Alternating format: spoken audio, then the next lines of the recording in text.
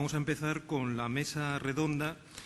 en la cual vamos a tratar el nuevo Plan General de Contabilidad, fundamentalmente basado en los principales aspectos que está conllevando la reforma contable que actualmente se está tramitando. Bien, contamos en la mesa con tres magníficos ponentes que posteriormente van a ir tomando la palabra. Fundamentalmente se va a analizar la reforma desde el punto de vista de la autoridad contable de nuestro país, del presidente del Instituto de Contabilidad y Auditoría de Cuentas, que nos dirá cómo está la reforma y cómo finalmente se va a tramitar. Posteriormente habrá una visión desde el punto de vista de los profesionales de la auditoría, a cargo de un auditor. Y finalmente veremos los aspectos, cómo afecta a la normativa fiscal todo el tema de reforma contable. Bien, y yo con objeto de no consumir más tiempo, puesto que lo importante es oír a los ponentes, pues empezaríamos por dar la palabra al presidente del Instituto de Contabilidad y Auditoría de Cuentas, José Ramón González, para que nos haga su exposición. Bien. Bien, pues buenas tardes a todos ustedes. Muchas gracias, Enrique, por tu presentación. Y, en primer lugar, yo quería hacer extensiva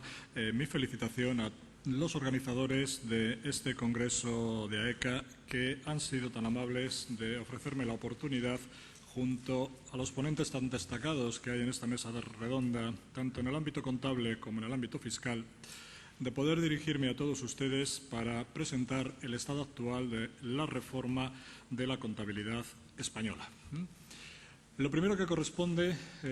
cuando hablamos de la reforma de la contabilidad española, y como ya hemos venido insistiendo a lo largo de este periodo de tiempo que dura la tramitación de la misma, es insistir, como digo, en el objetivo básico y entender bien el objetivo que se persigue con esta reforma contable.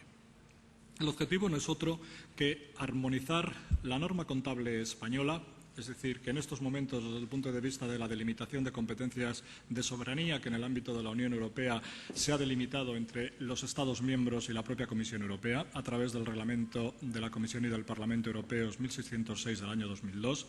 queda referida a cuentas individuales, tanto de compañías cotizadas como no. Digo entonces que en este marco el sentido de la reforma contable es el de evolucionar la norma española dentro de nuestro marco de soberanía hacia los nuevos reglamentos europeos, en definitiva, hacia el nuevo derecho europeo en materia de sociedades, que viene constituido por los reglamentos de la Comisión que contienen las normas internacionales de contabilidad o normas internacionales de información financiera adoptadas en Europa. De esta manera, y a través de esta armonización, seguimos manteniendo nuestro modelo contable incardinado dentro del ámbito del derecho mercantil, y en este sentido el Plan General de Contabilidad, como norma de referencia, constituye por tanto un desarrollo del derecho mercantil español en materia contable. Bien, pues en este contexto que acabo de delimitar, ciertamente el nuevo referente europeo es diferente, es distinto al referente de la contabilidad española, la contabilidad vigente en estos momentos en España. Es decir, el nuevo modelo hace hincapié en una determinación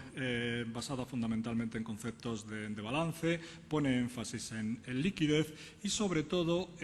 pone también un énfasis en la equivalencia o en el análisis de las operaciones a la hora de hacer su registro contable, no solo sobre contenidos jurídicos, sino sobre contenidos económicos.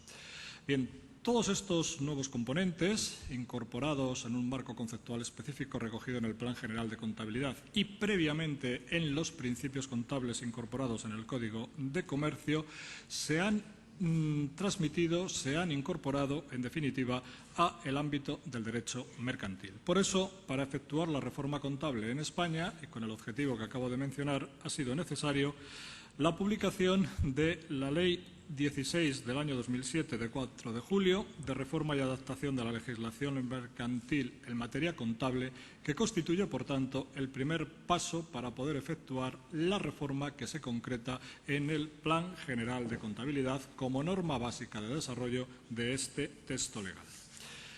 El texto contiene las modificaciones necesarias, como digo, para aplicar el nuevo marco normativo contable europeo. Se incorporan nuevos modelos de cuentas anuales, se incorpora el valor razonable con la extensión subjetiva que marca el propio texto legal y se incorporan además otras modificaciones como pueden ser la de la definición por vez primera dentro del Código de Comercio de los elementos que componen las cuentas anuales, fundamentalmente los activos, los pasivos, los ingresos y los gastos y también como un carácter residual en relación a los activos y pasivos el patrimonio neto.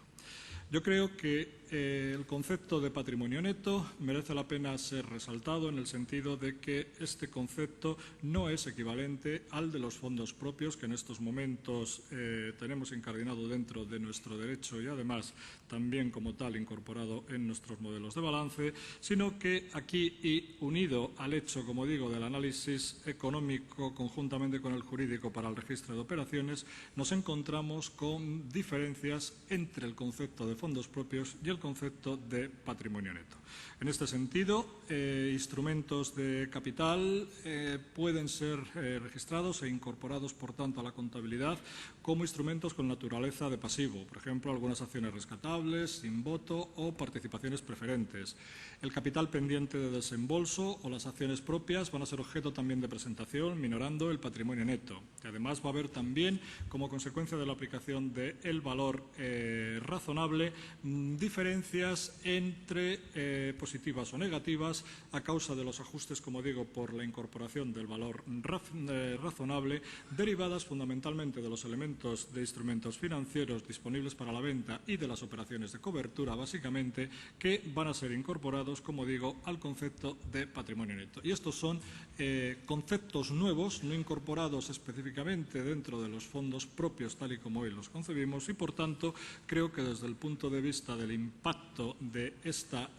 cambio normativo pueden ser uno de los elementos significativos conjuntamente, como digo, con el del valor razonable. Al hilo de estas consideraciones que acabo de hacer, en el texto que se ha aprobado, la Ley 16, a la que antes me he referido, se han incorporado también modificaciones concretas específicas en el ámbito del derecho mercantil para dar cobertura a los cambios derivados del derecho mercantil contable. En este sentido, para no producir el reparto de los ajustes incorporados directamente al patrimonio neto como consecuencia de la aplicación del valor razonable, se ha modificado el artículo 213, que afecta al reparto de dividendos. Se ha exigido, por ejemplo, en el ámbito del derecho mercantil, la constitución de una reserva en el Fondo de Comercio por una cuantía anual equivalente a la 20ª parte del Fondo de Comercio para su dotación, ante la ausencia de amortización sistemática del Fondo de Comercio recogida en la norma contable. Y además se han incorporado en el derecho mercantil en general modificaciones terminológicas en el ámbito de las reducciones de capital obligatoria o de las situaciones concursales, de los artículos 163 y 260, para dejar equiparados en todas ellas el concepto de patrimonio neto frente a la anterior dispersión en el sentido de fondos propios, haber social, capital, conceptos no unitarios que utilizaba la Ley de Sociedades Anónimas, que han sido armonizados, y también, y como consecuencia de los cambios expuestos, se ha introducido una definición específica, una delimitación específica del concepto de patrimonio neto para que el mismo sea utilizado en el ámbito mercantil a los efectos de las operaciones fundamentalmente ligadas a la solvencia en el ámbito que acabo de mencionar.